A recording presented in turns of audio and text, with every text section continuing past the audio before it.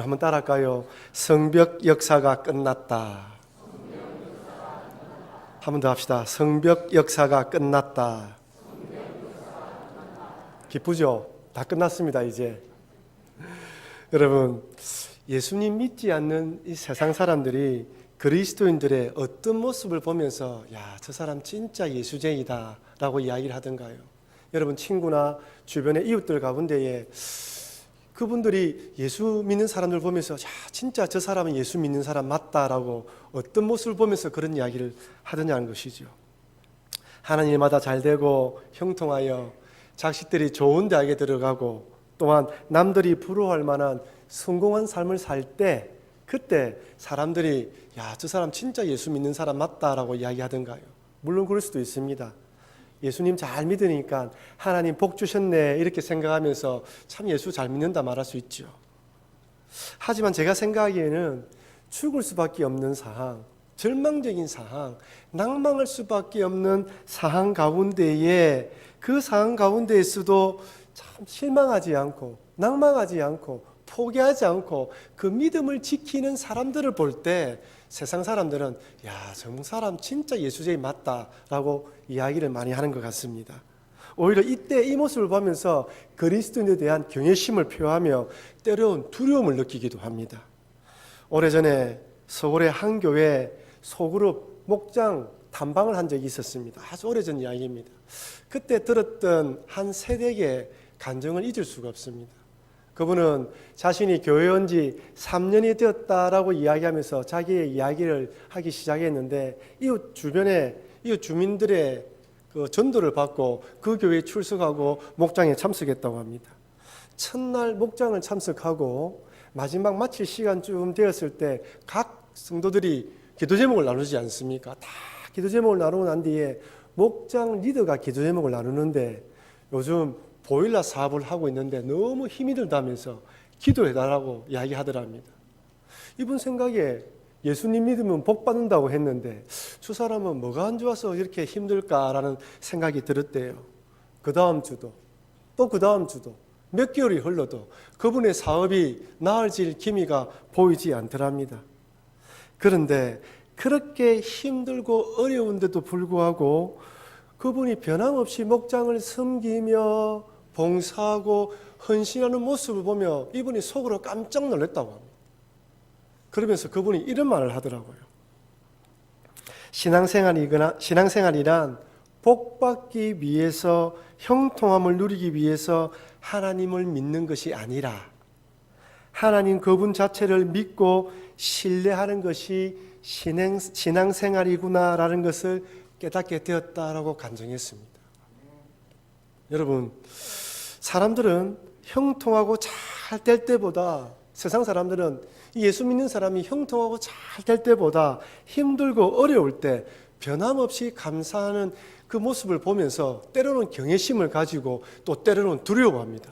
왜냐하면 그 사람을 보고 두려워하는 것이 아니라 그 사람 배후에 있는 그 하나님, 그분이 믿고 있는 그 하나님을 바라보면서 두려워하는 거예요. 이 사람을 이렇게 담대하게 만드는 원인이 무엇인가? 그것이 바로 하나님이란 사실을 알기 때문에 두려워하는 것이죠. 이것은 오늘 성벽 재건 공사를 방해했던 대적자들도 마찬가지입니다. 이스라엘 백성들이 온갖 방해 공작에도 불구하고 드디어 성벽 재건 공사를 완성합니다. 느헤미야 6장 15절 16절 말씀입니다. 우리 같이 한번 읽어보겠습니다. 성벽 역사가 52일 만인 엘루월 25일에 끝남에 우리의 모든 대적과 주위에 있는 이방 족속들이 이를 듣고 다 두려워하여 크게 낙담하였으니 그들이 우리 하나님께서 이 역사를 이루신 것을 알미니라. 아멘. 며칠 만에 끝이 났다고요? 52일 만에 끝이 났습니다. 여러분, 1차 바벨론 포로에서 기환한 지 100여 년이 지나서 52일 만에 성벽 재건 공사가 완성되었습니다. 대적들의 방해 공작으로 고되고 힘든 시간도 있었습니다. 그렇지만 한 손에는 연장과 한 손에는 무기를 들고 포기하지 않고 성벽 재건 공사를 계속 하니까 52일 만에 완성이 되었습니다. 얼마나 기뻤을까요? 얼마나 감사했겠습니까?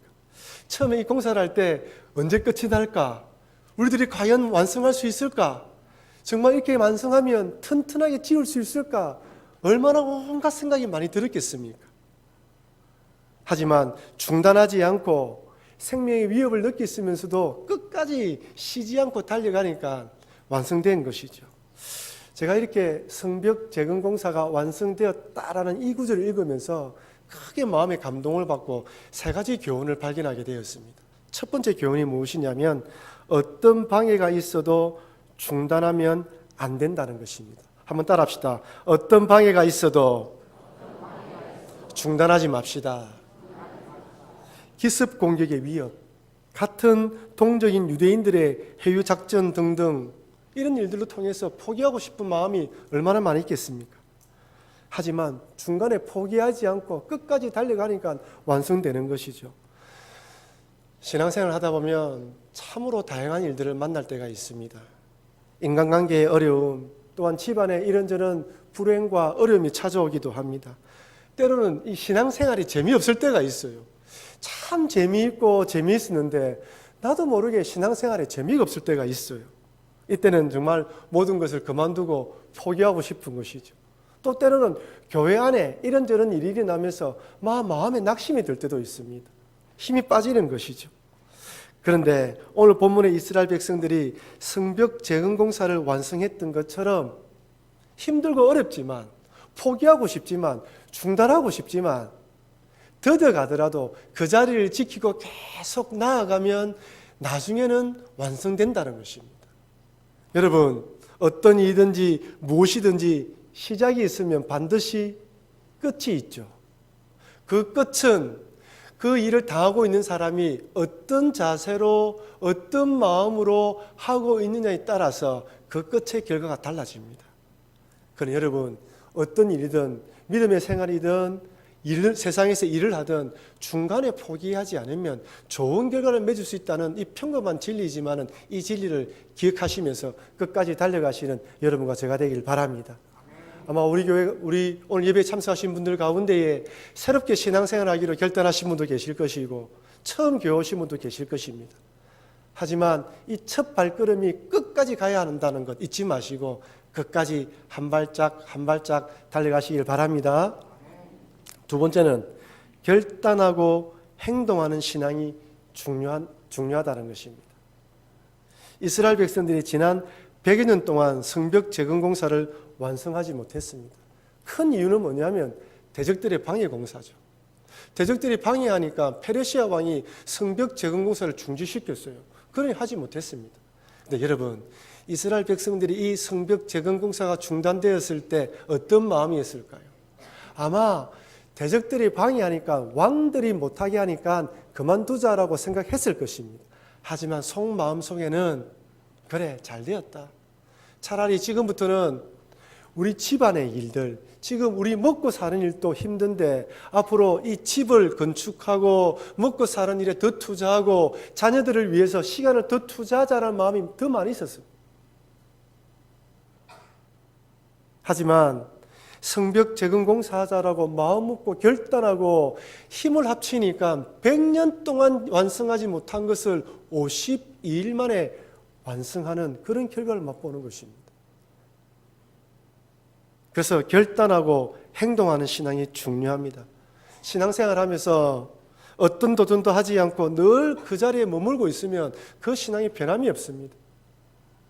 그러나 말씀 듣고 순종하기로 결단하여 한 걸음, 한 발자국 내딛으면서 나아가면 얼마든지 이 성벽 재건과 같은 어려운 일들도 또 나는 불가능하다고 생각했던 그 일들도 감당할 수 있는 믿음의 사람이 된다는 것입니다. 그래서 여러분, 한 발자국 내미는 게 중요하다. 결단하고 실행에 옮기는 것이 중요하다. 이것을 잊어버리면 안 된다는 것입니다. 마지막 세 번째는 두려움을 극복하면 대적자들이 두려워한다는 사실입니다. 제가 이 부분을 보면서 크게 감동을 받았어요. 이렇게 성벽 재건 공사가 끝나자 이스라엘 백성들에게는 기쁨이 있었지만 대적들에게는 낙담의 소식이었습니다. 왜냐하면 이들은 도저히 불가능한 일이다. 저들이 저렇게 시작하지만 중간에는 그만둘 것이다. 아니, 그렇게 만든다 할지라도 여우가 올라가도 무너질 수 있는 연약한 성벽이 될 것이다 라고 생각한 것이에요. 그런데 52일 만에 튼튼한 성벽을 지었습니다. 그러니 마음이 낙담이 되는 것이죠. 저는 이 대적들이 낙담하는 것은 이해할 수 있는데 왜 두려워했냐는 것입니다. 두려워할 이유가 없잖아요. 전력면이나 인구면이나 모든 면에서 대적자들이 우세합니다. 성벽을 건축했다 하더라도 이스라엘 백성들을 두려워할 필요가 없습니다. 그렇다면 왜 두려워했을까요? 무엇이 이들의 마음을 두렵게 만들었습니까? 이들은 성벽 재건 공사가 완성되는 순간 이스라엘의 하나님이 그들을 돕기 시작했다는 것을 깨달았습니다. 이전까지 이스라엘 백성들의 모습은 연약하고 보잘것없고 나약한 모습이었는데, 똘똘 뭉치지도 못하고 흩어지는 모습이었는데, 똘똘 뭉쳐서 성벽 재건 공사를 하는 모습, 그리고 여러 가지가 부족했지만 완성되는 모습을 보면서 그들이 하는 말이 이스라엘 하나님이 그들을 도왔다고 이야기를 하는 거예요. 여러분, 세상 사람들이 우리를 보고 두려워할 때는 우리가 강하기 때문에 두려워하는 것이 아닙니다. 우리 뒤에 우리 배후에 함께 하시는 하나님을 바라볼 때 그들은 두려워하기 시작합니다. 그래서 어려운 시기에 힘든 상황 가운데 어떤 모습을 보느냐가 중요하다는 것입니다.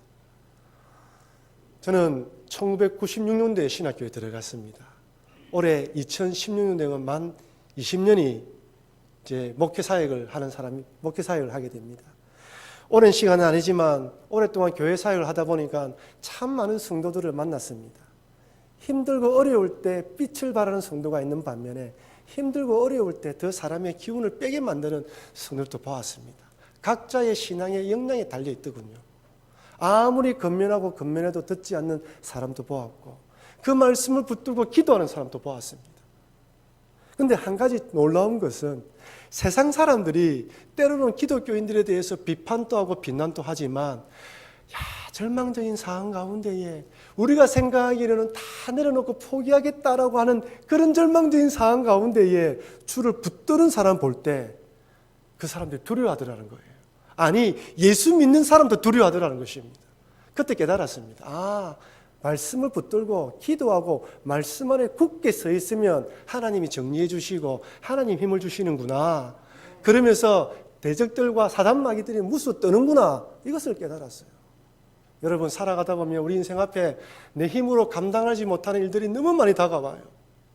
그때 여러분들이 말씀 안에 굳게 서 있으면, 그 말씀으로 굳게 이겨나가면, 그 두려운 일들을 극복하게 되면 오히려 대적들이 우리를 두려워하게 된다는 것입니다.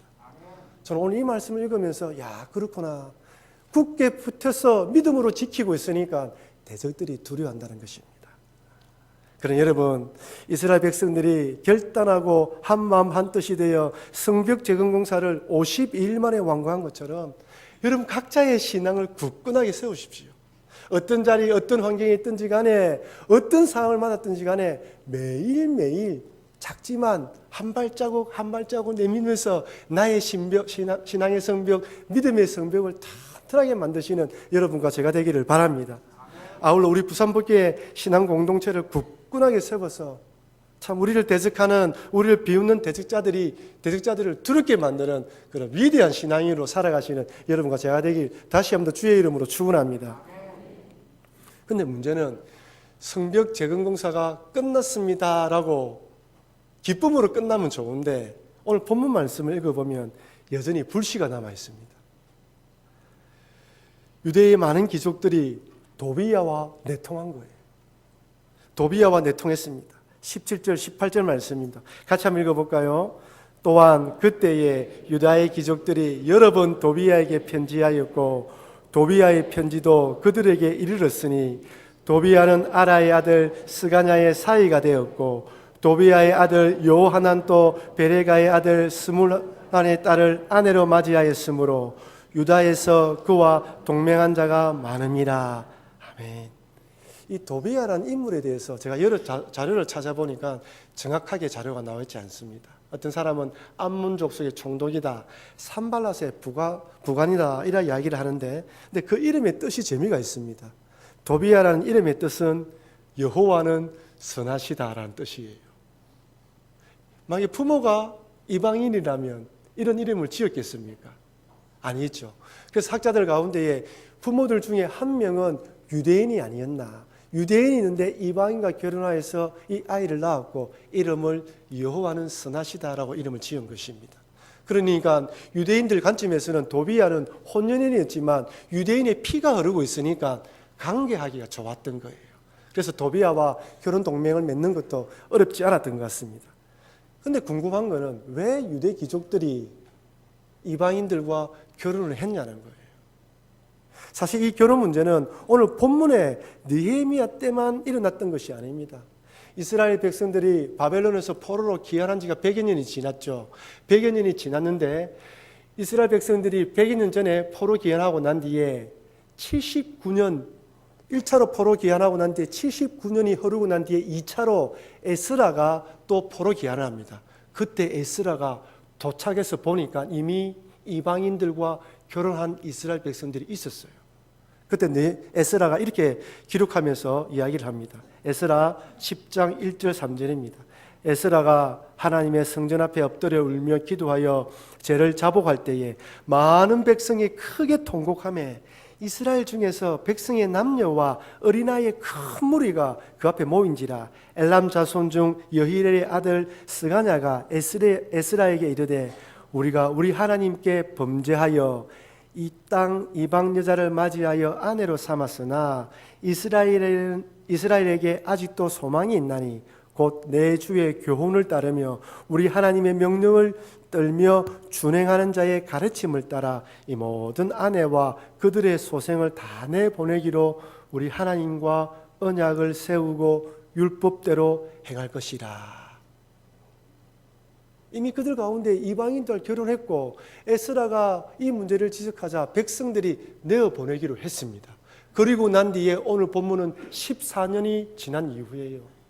그럼에도 불구하고 여전히 이스라엘 백성들은 이방인들과 결혼하고 있었어요. 아마 그때 에스라의 말을 듣고 결단했지만 완전히 끊어버리지 못하고 또다시 이방인들과 결혼했던 것 같아요. 여러분, 이방인과 이 결혼 문제는 과거로 거슬러 올라가 보면 가나안 정복 전쟁 때에도 또 동일하게 벌어지게 됩니다. 이스라엘 백성들이 가나안 정복 전쟁을 벌이기 전에 하나님께서 모세를 통하여서 이스라엘 백성들에게 이방인들과 결혼을 하라고 했습니까? 하지 말라고 했습니까? 하지 말라고 했죠. 이유가 무엇입니까? 여러분, 결혼이 무엇입니까? 두 남녀가 서로 사랑해서 결혼하지만은 지방과 지방의 결혼이며 가문과 가문의 결혼이잖아요. 이방인들과 결혼함으로써 그들의 우상 문화를 받아오고 음란한 문화를 받아오기 때문에 결혼하지 말라고 한 것입니다. 그렇다면 왜 1차 그 가나안 정복 때에도 이스라엘 백성들은 이방인들과 결혼을 하고 또 느헤미야 때에도 에스라 때도 이 이스라엘 백성들이 이방인과 결혼했을까요? 이유가 무엇일까요? 그렇게 하지 말라고 했는데 그만큼 이방 여인들이 예뻐서 그렇습니까? 이스라엘 백성들의 남자들은 못 낳고 여자들은 못 낳는데 이방 여인들이 예뻐서 그랬을까요? 아니죠. 여러분, 광야에서 40년 동안 훈련받은 이스라엘 백성들이 농사 짓는 법을 배웠습니까? 배우지 않았습니다. 그들은 40년 동안 아침마다 하나님 주시는 만나를 먹었고 하나님 주신 물과 불기둥과 구름기둥으로 살아갔어요. 그런데 가나안 땅에 들어가면 농사를 지어야 됩니다. 농사를 지으려면 기술이 있어야 되는데 기술이 없어요. 하나님 의지하면서 하나님 주시는 지혜로 배워나가야 되는데 하나님 주시는 지혜로 배워나갈 것인지 아니면 그 땅에 이미 농사를 짓고 있고 농사의 기법을 알고 있는 가나안 주민들과 연합하여 그들의 노하우를 배울 것인지 이 선택의 기로에 선 것입니다. 여러분 어떻게 하시겠습니까? 이스라엘 백성들은 차라리 가나안 사람들의 농사 기술을 배우는 것이 더 좋다고 생각하고 그들과 동맹을 맺은 것입니다. 정략 결혼을 하고 우리의 자녀를 그들에게 주고 그들의 자녀를 받아서 결혼하면서 그들의 모든 것들을 배우면서 아울러 우상의 문화와 타락한 문화도 배워간 것이죠. 이것은 느헤미야 때도 마찬가지입니다. 포로 귀환한 이스라엘 백성도 마찬가지입니다.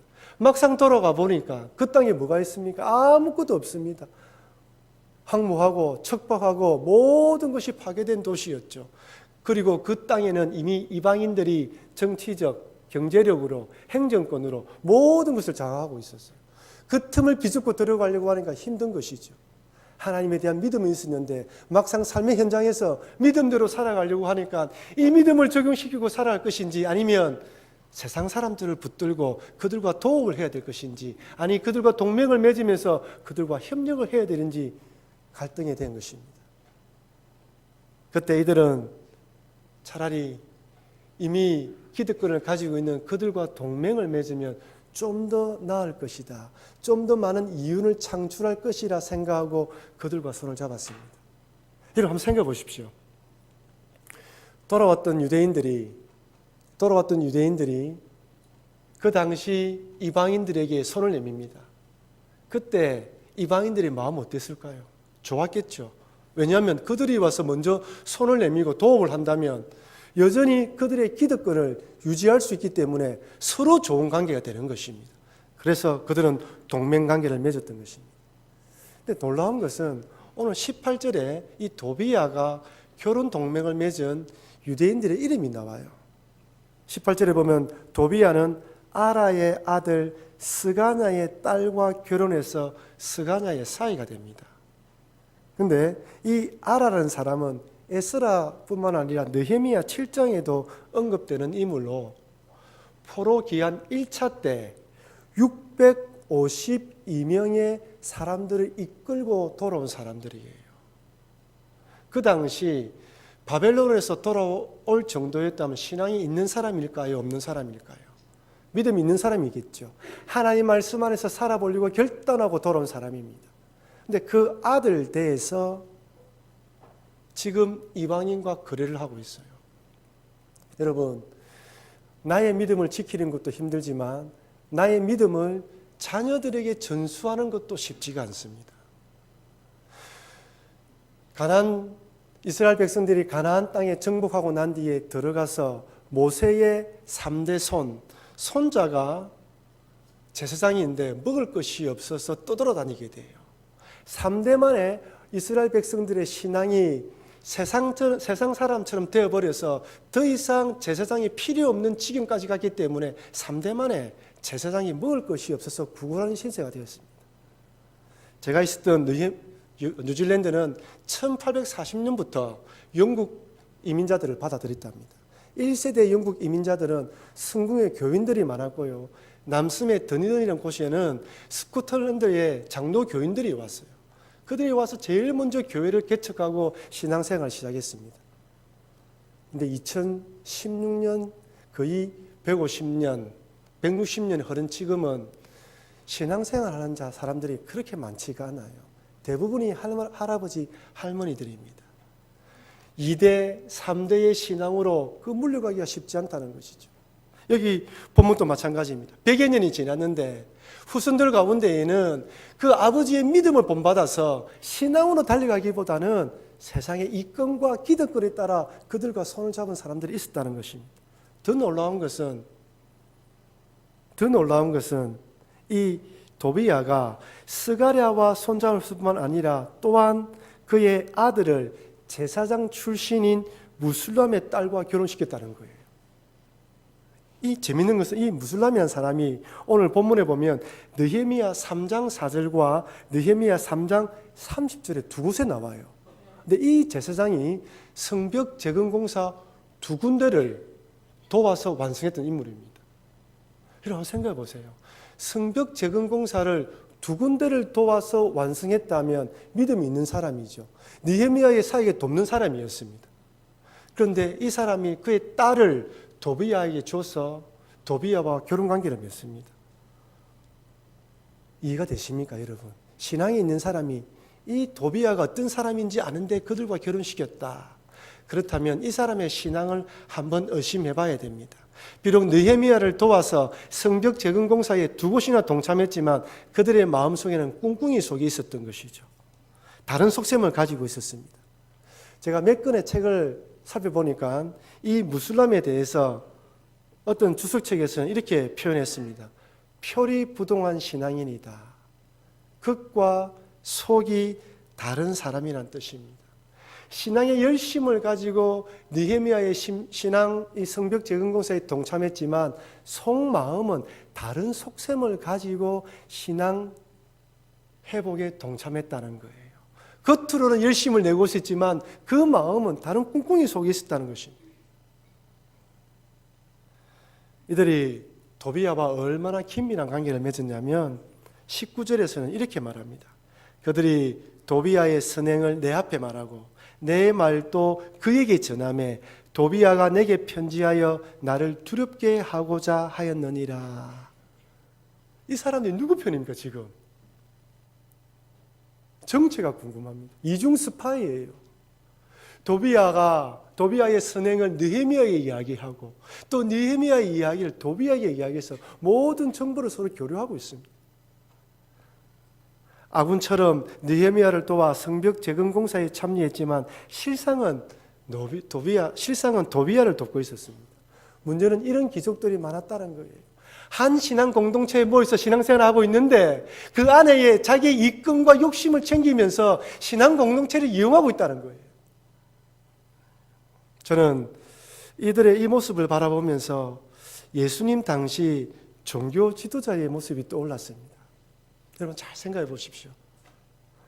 여호와 하나님을 섬기며 백성들과 함께 예루살렘에서 제사를 드렸지만 실상은 그들은 돈을 좋아하고 권력에 집착했던 종교 지도자들이었습니다.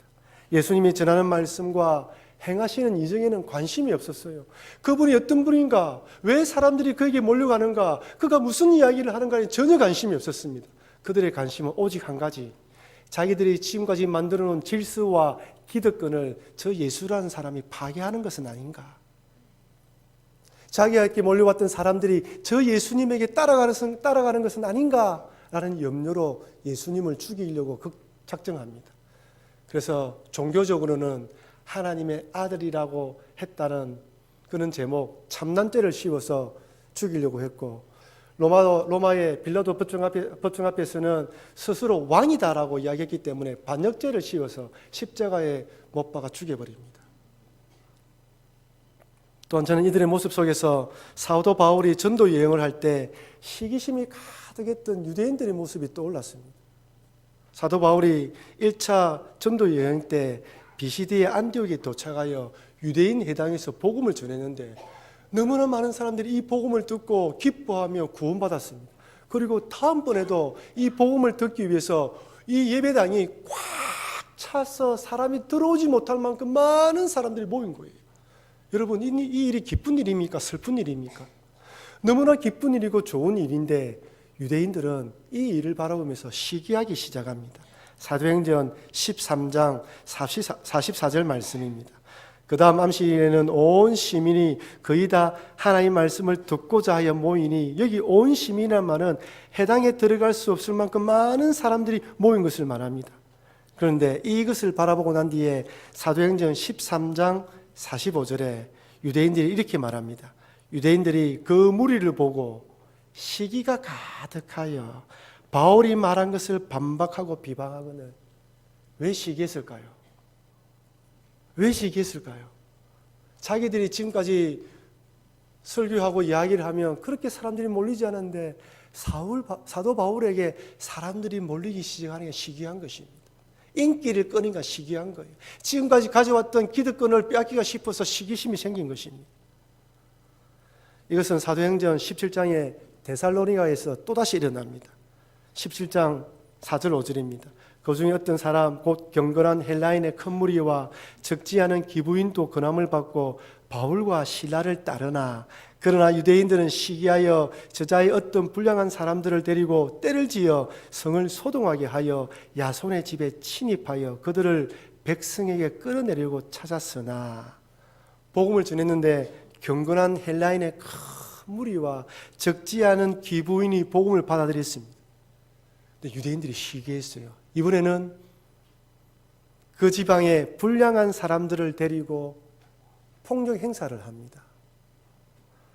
이 불량한 사람들을 오늘날 따지면 조직폭력배들이에요. 여러분 잘 기억하십시오. 종교인들이, 신앙인들이 믿음을 잃어버리면 자신의 이익을 위해서 얼마든지 조직 폭력배를 동원합니다.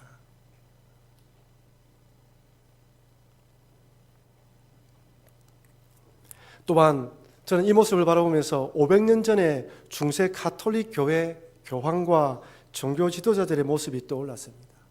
여러분, 올해는 종교개혁 500주년을 맞이하는 해입니다. 기독교가 로마의 국교로 정식 공인되고 난 뒤 그 이후부터 이 교회와 교회의 지위와 교황의 권력은 하늘 아래에서 그 어느 누구도 막을 수 없었습니다. 십자군 전쟁을 위해서 면죄부를 팔아서 돈을 벌었고, 또한 이렇게 재미를 본 교황청은 성 베드로 성당을 건축하기 위한 기금이 필요하자 또다시 면죄부를 팝니다. 그 당시 면죄부 판매 책임자였던 요한 테젤은 하늘문이 열리노라라는 제목으로 설교하면서 이렇게 말했습니다. 면죄부를 구입하여 돈이 궤 속에 떨어지는 소리와 함께 연옥 지옥에 있는 죽은 부모나 가족들의 영혼들이 낙원으로 올라갑니다.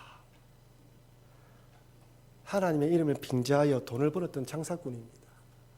사랑하는 성도 여러분, 여러분들이 믿음 안에서 말씀 안에 굳건하게 서 있지 않으면 제가 이런 식으로 설교할 수 있어요. 그래서 여러분들이 말씀을 부지런히 읽고 말씀에 깨어 있어서 제가 바른 말씀, 하나님 말씀을 전할 수 있도록 여러분들이 깨어 있어야 되는 거예요. 이들은 모두 다 하나님을 믿는 사람이라 자청했고 교회를 위한다는 명목으로 일을 했지만 실상은 자기의 욕심과 탐욕과 시기심과 이기심을 위해서 살아갔던 자들입니다. 겉은 종교인의 모습을 하고 있지만 속은 탐욕과 욕심으로 가득한 사람들입니다. 여러분, 현대식 무기 총이 개발되기 전에 칼은 최고의 무기였죠. 새로 만든 이 칼은 그 당시 이 군인들에게 없어서는 안 될 무기였습니다. 하지만 이 칼의 단점이 무엇입니까? 잘 갈고 기름으로 닦지 않으면 녹이 쓴다는 것입니다. 아무리 강한 칼이라도 녹이 쓸면 쓸모가 없는 것입니다. 이것은 신앙도 마찬가지입니다. 하나님 믿는다고 하면서 마음속에 이끈 탐욕, 자존심, 명예, 정욕, 시기 이런 것들이 끌어올라서 마치 녹이 새를 침식시키는 것처럼 부시시키는 것처럼 끌어오르고 있는데 우리 신앙인이 그것을 깔아내리지 못하고 끊어버리지 못하고 막아내리지 못한다면 결국 그것이 나를 잡아삼켜서 오늘 본문의 대적자들, 귀족들처럼 대적자들의 편에 서서 하나님의 일에 반대할 수 있다는 것입니다. 그래서 신앙인은 나의 신앙은 늘 점검하면서 기억해야 된다는 것입니다. 사도 바울은 골로새서에서 이렇게 권면합니다. 골로새서 3장 1절 2절 말씀 같이 한번 읽어보겠습니다. 그러므로 너희가 그리스도와 함께 다시 살리심을 받았으면 위의 것을 찾으라. 거기는 그리스도께서 하나님 우편에 앉아 계시느니라. 위의 것을 생각하고 땅의 것을 생각하지 말라. 아멘입니까? 사랑하는 성도 여러분, 그리스도인들은 예수 그리스도를 구주로 영접하고 하늘 것을 소망하는 사람입니다. 우리는 부활을 소망하며 그날을 대망하며 살아가는 자들입니다. 이 땅에 살아가면서 어쩔 수 없이 이 땅에 살아가지만 이 땅의 것을 추구하며 바라보는 자들이 아닙니다. 위의 것을 생각해야 됩니다. 내가 위의 것을 생각하지 않고 땅의 것을 생각할 때 그것이 나의 신앙을 무너뜨릴 수 있다는 것을 잊지 마시길 바랍니다. 사랑하는 성도 여러분, 시작이 있으면 끝이 있습니다. 언제 끝이 날지 모르지만 끝은 반드시 옵니다. 비록 힘들고 어렵더라도 함께 힘을 모으고 중단하지 않으면 좋은 결과를 맺을 수 있는 것이죠. 지난 100여 년 동안 성벽 재건 공사를 하지 못했던 이스라엘 백성들이 단 52일 만에 성벽 재건 공사를 마칩니다. 하지 못한다, 할 수 없다고 했던 것들이 마음과 힘을 모으니까 단 52일 만에 이루어지는 것이죠. 그러니 지금은 우리 모두 다 힘을 모아서 각자의 신앙, 여러분 개개인의 신앙을 굳건하게 할 때입니다. 앞으로 살아가면 더 여러분의 신앙을 무너뜨리려는 사단 권세의 이 대적자들의 이 방해 공작이 더 있을 뿐 아니라 세상은 더 어려워지게 되어 있습니다. 이를 위해서 나의 신앙을 굳건하게 세워나가시는 여러분과 제가 되기를 바랍니다. 아울러 또한 우리 부산 북교의 신앙 공동체를 튼튼히 만들어갈 때임을 잊지 마시고 끝까지 굳은 믿음 가운데에 아름답게 신앙 공동체를 만들어 가시는 여러분과 제가 되기를 주의 이름으로 축원합니다.